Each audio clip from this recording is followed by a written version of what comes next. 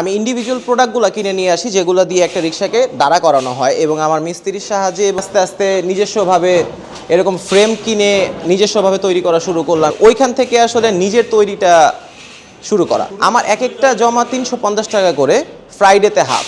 যখন দেখলাম যে আমার দ্বারা কিছু লোক তার ফ্যামিলিকে চালাতে পারতেছে এবং আমারও খুব ভালো একটা ইনকাম হইতেছে, ওখান থেকে আসলে মূলত এই যাত্রাটা শুরু। যে উদ্যোগটা নিচ্ছে অবশ্যই ভালো উদ্যোগ। অল্প বয়স থেকে ব্যবসা লাইনে আছে, ব্যবসার অনেক মেধা শক্তি ভালো। ধরেন যে উনি আমার নিজের ছেলের মতো লাগে।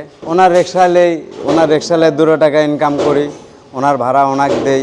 সার্বিক কোনো সুবিধা অসুবিধার ক্ষেত্রে আমরা ধরেন যে টাকা পয়সার বিষয় অনেক ক্ষেত্রে দেখা গেল যে আজকে নাই কালকে দিচ্ছি বা দেশে পাঠাচ্ছি, এক্ষেত্রে ওনার থেকে চাইলেও 500,000 টাকা পায়। আমাদের ধরেন গাড়ি ভালো হলে আমাদের সব ভালো।